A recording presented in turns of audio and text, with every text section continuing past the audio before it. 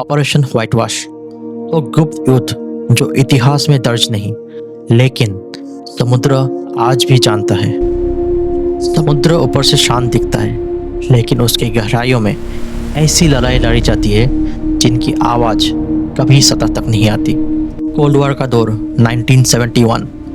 दुनिया दो हिस्सों में बटी हुई, अमेरिका और सोवियत यूनियन जो अपनी ताकत दिखाने में लगे हुए हैं, और उसी समय भारत लड़ रहा था अपना सबसे बड़ा युद्ध, 1971 का युद्ध। लेकिन असली शतरंज जमीन पर नहीं, समुद्र के नीचे हो रही थी, और उसका नाम था ऑपरेशन व्हाइट वॉश। रात के अंधेरा, पानी के नीचे 400 मीटर गहराई पर था INS करंज, एक डीजल इलेक्ट्रिक इंडियन सबमरीन। धातु की एक लंबी सुरंग जहां पर 70 जवान सांस रोक के बैठे थे। कोई खिड़की नहीं, कोई सूरज नहीं, सिर्फ लाल इमरजेंसी लाइट और मशीनों की धीमी गूंज। एक जवान, पैटी ऑफिसर रवि, अपनी जेब में अपनी 6 महीने की बेटी की छोटी सी फोटो रखे हुए थे। वो हर रात उसे निकलता, लेकिन देख नहीं सकता क्योंकि सबमरीन के अंदर पूरी डार्क डिसिप्लिन है। बस तस्वीर को छूता है और वापस रख देता है। तभी कमांडर अरविंद मेनन की आवाज़ गूंजती है। वो कहते हैं, यहाँ नीचे भावनाओं की कोई जगह नहीं, सिर्फ हमारा मिशन है। उस समय की खबर थी कि US नेवी की 7th फ्लीट इंडियन ओशन की तरफ बढ़ रही है।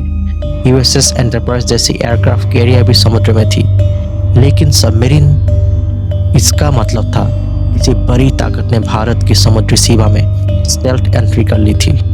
सोनर ऑपरेटर फुसफुसाता है। वो कहते हैं, sir, contact confirm. Signal bearing 270. Captain, can a submarine? Unknown. It's too fast. Battle stations. Nuclear propulsion signature.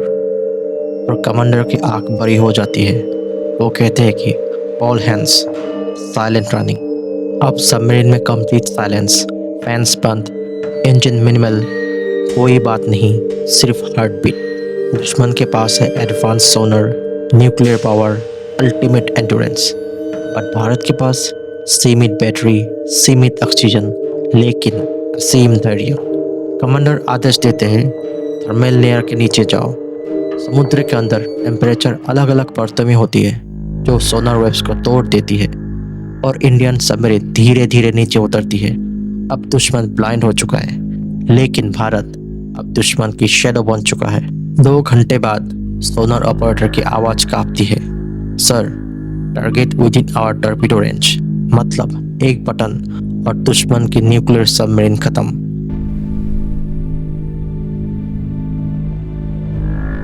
अब कमांडर की उंगलियां फायरिंग की पर है।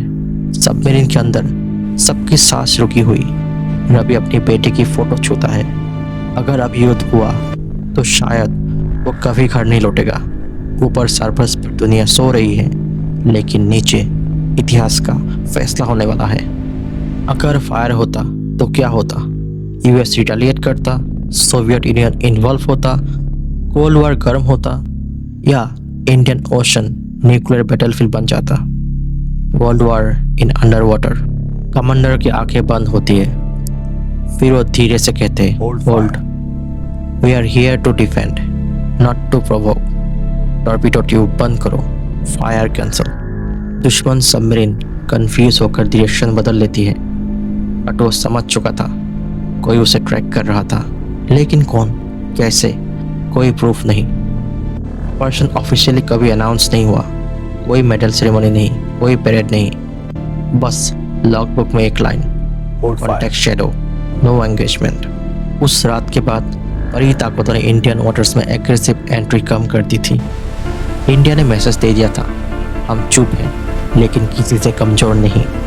आज भारत के पास nuclear submarine, satellite surveillance, air powered sonar, long range missiles, etcetera सब कुछ है।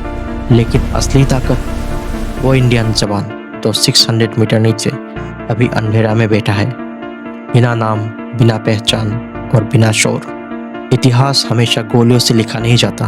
कभी कभी सबसे बड़ी जीत गोली ना चलाने में होती है। Operation white wash, the war that never officially happened, but India already von that war. अगर आपको यह वीडियो पसंद आया तो लाइक करें और चैनल को सब्सक्राइब करें अपने विचार कमेंट में ज़रूर बोलें। आपका फीडबैक हमारे लिए बहुत इम्पोर्टेंट है और तेज बने को आपका प्यार और सपोर्ट की ज़रूरत है। आपका साथ हमें और अच्छे वीडियो बनाने के लिए मोटिवेट करता है। तो मिलते हैं अगले वीडियो में। जय हिंद।